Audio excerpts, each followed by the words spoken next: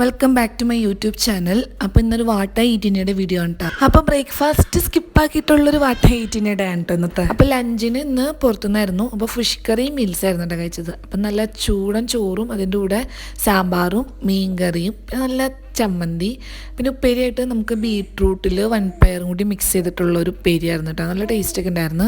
പിന്നെ അതിൻ്റെ കൂടെ അവിയലുണ്ടായിരുന്നു. അവിയലൊന്നും പറയാനില്ല കേട്ടോ, ശരിക്കും നല്ല സദ്യയുടെ അതേ ടേസ്റ്റിൽ കഴിക്കുന്ന ഒരു അവിയൽ കേട്ടോ.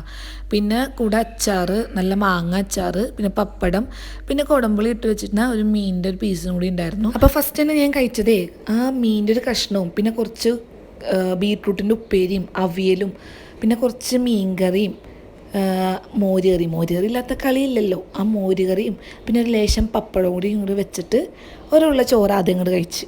എൻ്റെ പൊന്നോ രക്ഷയില്ലട്ടാ. എനിക്ക് അവിയലിൻ്റെ ടേസ്റ്റ് എന്താണെന്ന് പറയുമ്പോൾ ഭയങ്കര ഇഷ്ടമായിട്ട്. അപ്പോൾ അതുകൊണ്ട് തന്നെ അവിയൽ കുറച്ചുകൂടി അത് കഴിച്ച്. സ്പെഷ്യലായിട്ട് ബീഫിൻ്റെ ഐറ്റംസ് മേടിച്ചിട്ടുണ്ടായിരുന്നു. ഒന്ന് ബീഫ് ഡ്രൈ ഫ്രൈയും പിന്നെ ബീഫ് വരട്ടിയതും.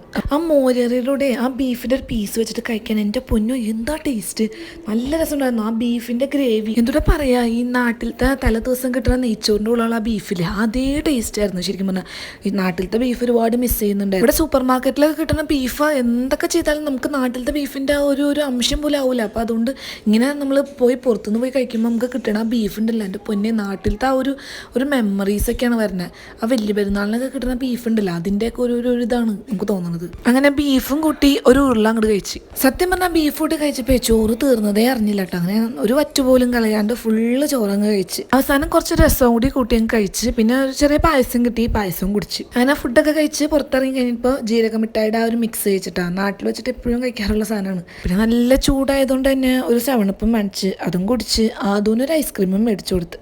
അങ്ങനെ ഈ വീട്ടിലേക്ക് വന്നപ്പോൾ ഞങ്ങൾ പൊറോട്ടയും അതുപോലെ തന്നെ ചിക്കൻ ഫ്രൈ, അത് ചിക്കൻ 65 വേണ്ട, അത് ഞങ്ങൾ പായസം മേടിച്ചിട്ടുണ്ടായിരുന്നു അവിടെ നിന്ന് തന്നെ. അപ്പോൾ അത് ഹമ്മൂസും കൂട്ടി കഴിച്ചു. ഹമ്മൂസ് ഇവിടെ ഓൾറെഡി നമ്മൾ ഇടയ്ക്ക് മേടിച്ച് വെക്കാറുണ്ട്. എന്തെങ്കിലും പൊറോട്ടയുടെ കൂടെയോ അല്ലെങ്കിൽ ചപ്പാത്തിയുടെ കൂടെയൊക്കെ നമുക്ക് കഴിക്കണം ഭയങ്കര ഇഷ്ടമാണ് കേട്ടോ ഹമ്മൂസ്. അപ്പോൾ ഹമ്മൂസും ചിക്കൻ ഫ്രൈയും പിന്നെ അതിൻ്റെ കൂടെ പപ്പടം അങ്ങനെ പിടിച്ചിട്ടുണ്ടായിരുന്നു. അപ്പോൾ ആ പപ്പടവും കൂട്ടിയിട്ട് രാത്രി ഡിന്നറായിട്ട് കഴിച്ചിട്ടാ. നല്ല ചൂടനോട് അടിച്ച് കിട്ടുന്ന പൊറോട്ടയുടെ ആ ടേസ്റ്റ് എനിക്ക് എപ്പോൾ ഫീൽ ചെയ്തില്ല. കാരണം നമ്മൾ ഓൾറെഡി പായസം മേടിച്ചതുകൊണ്ട് പൊറോട്ട ഒന്നും സോഫ്റ്റ് ആയിരുന്നു, ഒന്ന് ചൂടൊക്കെ പോയായിരുന്നു.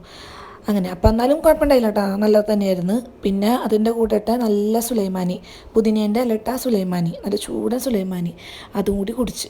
എൻ്റെ പൊന്നെ ഒരു രക്ഷയില്ല കേട്ടോ, അടിപൊളി സുലൈമാനി. ഞാൻ തന്നെ ഇട്ട സുലൈമാനിയാണ്. ഡിന്നർ ഏകദേശം ഒരു 8-9 മണിക്കുള്ളിൽ കഴിച്ചിട്ടാ.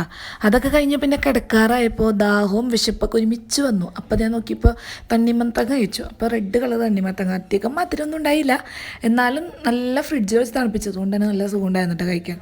അപ്പോൾ അതും കഴിച്ചു. അപ്പോൾ ഇത്രയൊക്കെ ഉള്ളൂ കേട്ടോ ഇന്നത്തെ വാട്ട് ഐ ഈറ്റിനയുടെ. അപ്പോൾ എൻ്റെ വീഡിയോ ഇഷ്ടപ്പെട്ടെങ്കിൽ ഒന്ന് ലൈക്ക് ചെയ്തും സബ്സ്ക്രൈബ് ചെയ്തും സപ്പോർട്ട് ചെയ്യുന്ന പ്രതീക്ഷയോടുകൂടി ടാറ്റാ.